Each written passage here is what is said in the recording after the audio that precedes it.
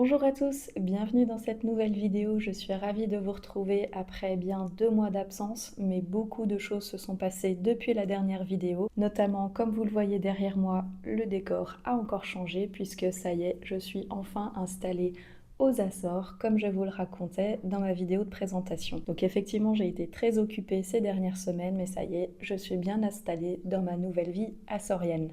Du coup, dans cette vidéo, je vais pouvoir aborder un nouveau thème après plusieurs vidéos sur la prononciation et c'est le thème du genre, donc le masculin et féminin en portugais européen. Donc que ce soit les pronoms personnels, les articles, les noms ou encore les adjectifs et ce sera déjà pas mal.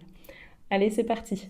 On commence avec les pronoms personnels, donc d'un côté le masculin et de l'autre le féminin. Pour le masculin, le mot il se dit en portugais il, et donc ce qu'il y a à faire attention ici, c'est la prononciation du premier E, c'est le premier E qui est tonique, et il se dit fermé. Il. Au pluriel, il au pluriel se dit eles, et donc le S à la fin se prononce ch ou z si il est suivi d'une voyelle. On verra cela tout à l'heure. Pour le féminin, elle, ella, et donc là on voit la différence avec ele au niveau de la prononciation du premier E. Pour le il était E fermé. Pour le ella, c'est un E ouvert. À noter aussi que la prononciation du L est un peu dans la gorge. C'est pas simplement ella, mais ella. Là, je l'accentue beaucoup pour que vous puissiez entendre la différence. Donc, on aura pour le masculin il, pour le féminin elle. Au pluriel, on ajoute le S à la fin et ça donne eles. Voyons cela en exemple. On va avoir ele ou ela vai ao cinema. Eles, elas vão ao cinema.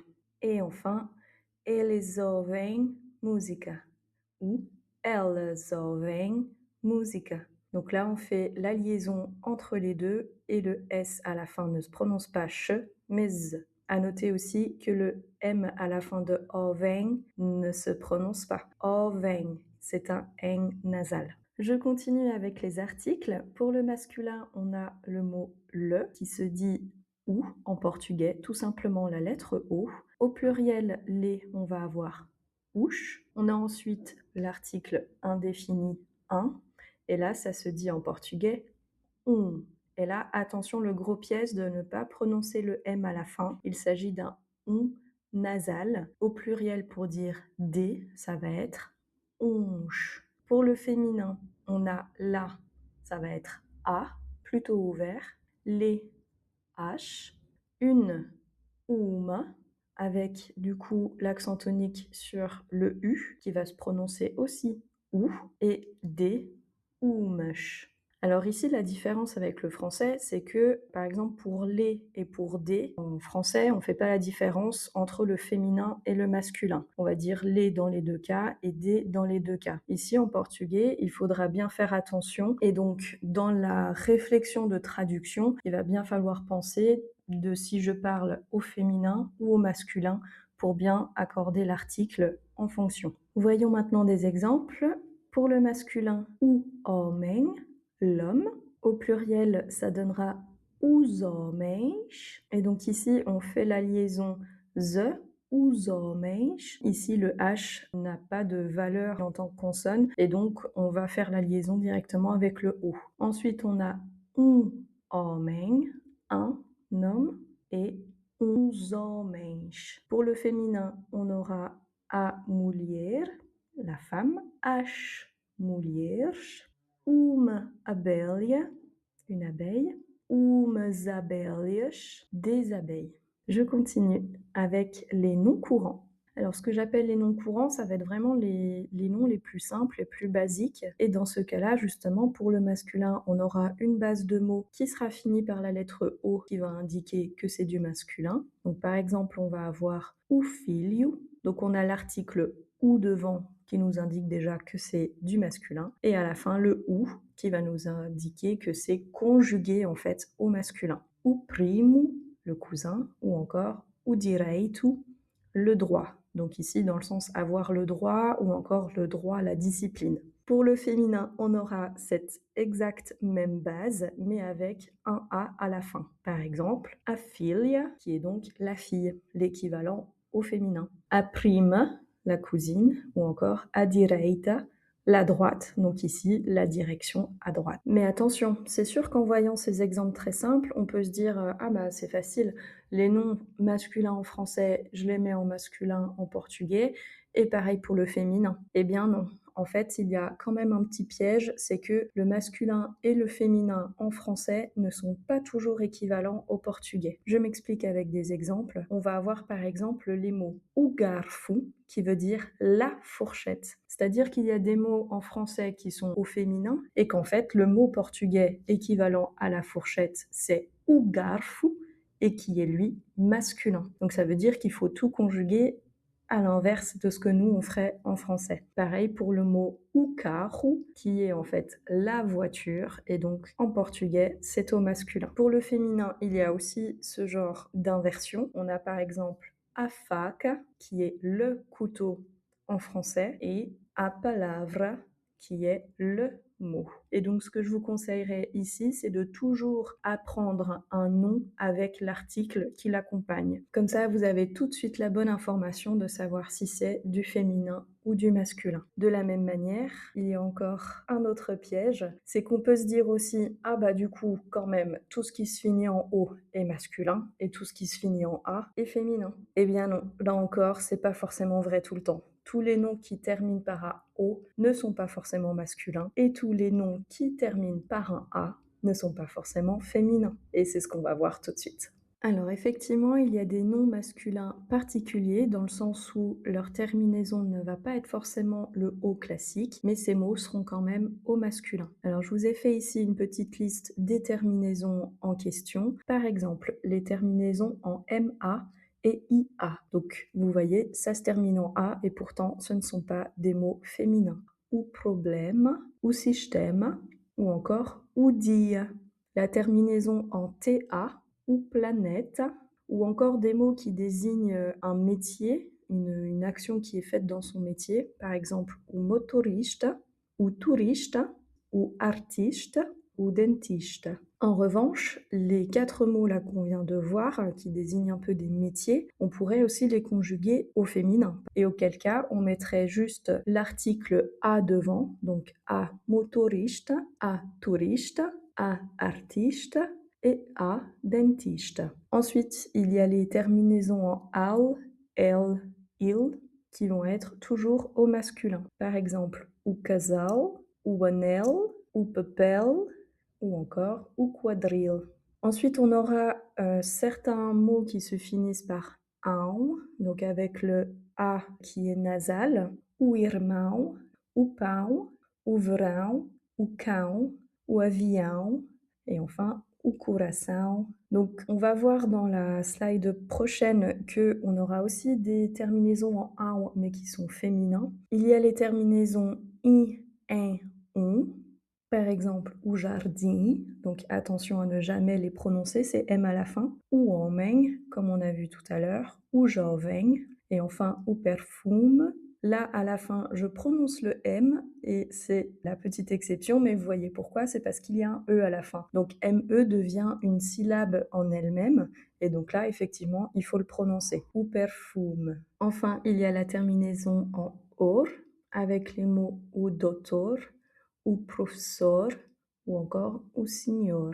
À noter ici qu'on peut encore conjuguer ces mots-là au féminin, a dottora, a professora, a signora. Et d'ailleurs, on passe maintenant aux noms féminins particuliers. Pour les noms féminins particuliers, voici la liste des terminaisons un peu particulières. On a par exemple la terminaison en geng, a viagem, a bagagem, a paysagem, à mensagem. Donc tout cela, ce sont automatiquement, quand il y a la terminaison geng, des mots féminins. À bien faire attention. Il y a aussi les mots qui terminent par ER ou EZ, a mulher, qu'on a vu tout à l'heure, a colher, a gravidez, a vez, a rapidez. Il y a ensuite, de la même manière que les mots masculins, des mots qui se finissent par ão, mais là qui vont être au féminin. Donc c'est pour ça qu'il faut toujours bien apprendre un nom avec son article pour savoir s'il est masculin ou féminin. Par exemple, a mão, a ação, a emoção, a informação, a decisão, a tradução. Ici, ce qu'on remarque, c'est que tous ces mots-là sont du féminin déjà à la base en français. Ensuite, on a les terminaisons en te, de, me, a sorte, à noite, à tarde, à parede, à sede, à fome. Ensuite, il y a les mots en as, age, ad, à phrase, à phase, à page, à velocidade, à cidade ou encore à amizade. Et enfin, quelques mots aussi en or, donc qui vont être différents des mots en or qu'on a vus dans la slide précédente avec les noms masculins. Il y a par exemple a dor, a cor ou encore a flor. Donc là, ce sont aussi des mots qui sont à la base féminins en français. On arrive à la dernière catégorie de mots de cette vidéo, il s'agit des adjectifs. Alors les adjectifs, il y en a de plusieurs types, du coup je les ai un petit peu catégorisés aussi. Il y a tout d'abord les adjectifs qui sont dérivés d'un verbe, c'est-à-dire quand l'action elle est faite, elle va devenir un adjectif. Par exemple couper les cheveux, on va dire les cheveux coupés. Et donc quand c'est justement un adjectif qui est lié à l'action qui est faite d'un verbe, on va avoir ces terminaisons-là, à savoir que quand c'est des verbes du premier groupe qui vont finir par AR en portugais, on va prendre la base de ce verbe et on va rajouter adu à la fin pour le masculin. Pour les verbes du deuxième groupe qui se finissent en ER, alors ce sera la base du verbe plus idu à la fin. Et enfin les verbes du troisième groupe qui se finissent en IR, c'est la base, plus IDU également à la fin.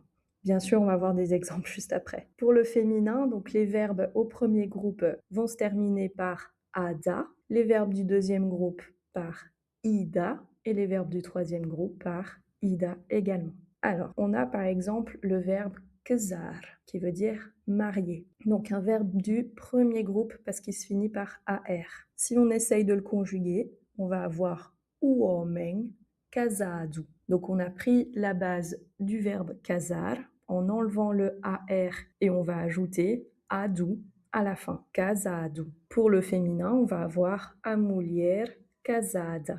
Au pluriel, os homens casados. Et pour le féminin, as mulheres casadas. Pour le verbe du deuxième groupe qui se finit par ER, j'ai pris le mot vender, vendre, avec par exemple o carro vendido. Au féminin, a casa vendida. Au pluriel, os carros vendidos. Et pour le féminin, as casas vendidas. Et enfin, un verbe du troisième groupe, donc qui se finit par ir. J'ai pris preferir, qui veut dire préférer. O carro preferido, a cor preferida, os carros preferidos, as cores preferidas.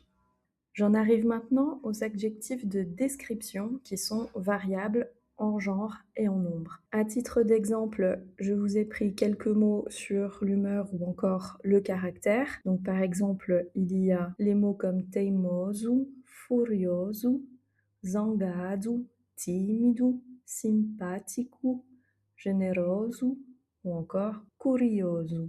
Donc je vous laisserai apprendre ces mots avec la traduction que je vous ai faite à côté. Ce qui est juste du coup à savoir, c'est qu'effectivement, ça va être aussi la même base de mots et c'est juste qu'à la fin, il y aura ou a en fonction de si on parle d'un objet ou d'une personne féminin ou masculin. Là, c'est assez simple. Et pareil, pour le pluriel, on rajoute juste le S à la fin. Pour les couleurs, comme il y a quand même des particularités, je vous ai listé ici les couleurs qui sont variables en genre et en nombre. Donc on a par exemple branco, preto, negro. Donc attention, il y a une différence entre preto, qui est le noir, mais pour un objet, et negro, qui est le noir, mais pour la peau. À savoir qu'il n'y a aucune connotation négative ou péjorative en utilisant le mot negro en portugais.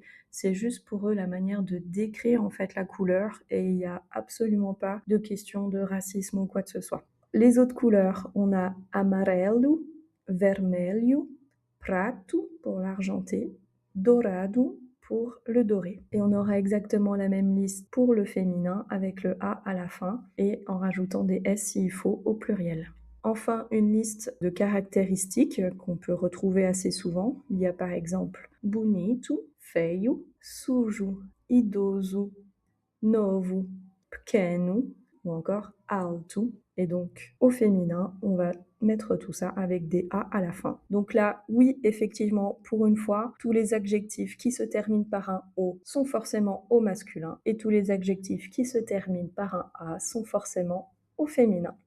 Et il va y avoir encore 2 catégories d'adjectifs et après on en est à la fin. Donc il y a d'abord les adjectifs invariables en genre, mais variables en nombre. Qu'est-ce que ça veut dire? Ce sont des adjectifs qui vont avoir exactement la même terminaison, que ce soit au féminin ou au masculin. Par contre, ils vont changer si on les met au pluriel. Et donc il y a certaines terminaisons qui indiquent qu'on va être dans ce cas de figure. Par exemple, les terminaisons en il, ul, il, les adjectifs facile, difícil, útil, azul, disponível, agradável, amável.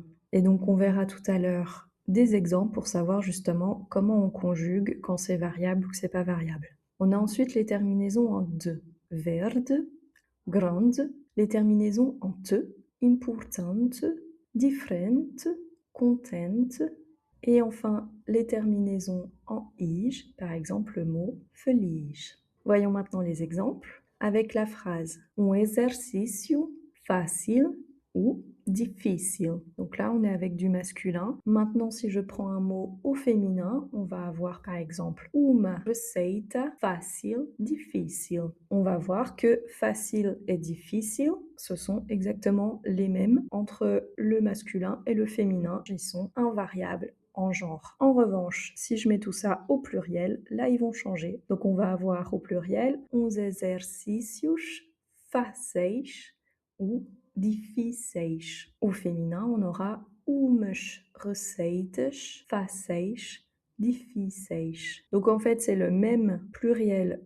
entre le masculin et le féminin aussi. Autre exemple, ele está disponível, ela está disponível. Au pluriel, on va avoir eles estão disponíveis, elas estão disponíveis. Pour les couleurs, o fato verde, ou je pourrais dire o fato azul, qui veut dire le costume dans le sens costard. Si je prends un mot au féminin, a saia verde, a saia azul, qui veut dire la jupe. Au pluriel, os fatos verdes ou os fatos azuis. Et pour le féminin, as saias verdes, as saias azuis. Ensuite, um dia importante ou um dia diferente. Au féminin, uma notícia importante, uma notícia diferente. Au pluriel,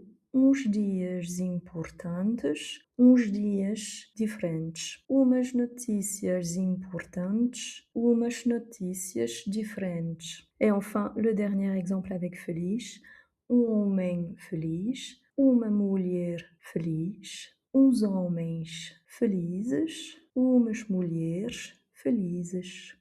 Et enfin, on arrive à la dernière slide de cette vidéo, donc avec les adjectifs invariables tout court, c'est-à-dire qui sont invariables, que ce soit au masculin, au féminin ou au pluriel, ils ne changent jamais. Donc il n'y en a pas beaucoup, mais il y en a quand même quelques-uns. Et par exemple, le mot simples. Et donc on voit déjà qu'il y a toujours un S, même si c'est au singulier. Bah voilà, c'est simple. Par exemple, um exercício simples, uma receita simples, uns exercícios simples, umas receitas simples. Et enfin, il y a des couleurs qui sont tout à fait invariables. Beige, marron, rosa, laranja, cinza, lilas, kaki. Et voilà. Voilà, j'espère que cette nouvelle vidéo vous a plu et qu'elle vous a été utile. Si c'est le cas, n'hésitez pas à mettre un j'aime et à vous abonner à ma chaîne. Dans la prochaine vidéo, je vais aborder la désignation des objets ou des personnes. Par exemple, si je vous dis «Comment va la Marie?», il n'y a pas quelque chose qui vous interpelle? Eh bien, c'est ce qu'on va voir dans la prochaine vidéo. D'ici là, je vous souhaite un bon apprentissage et vous dis à très vite!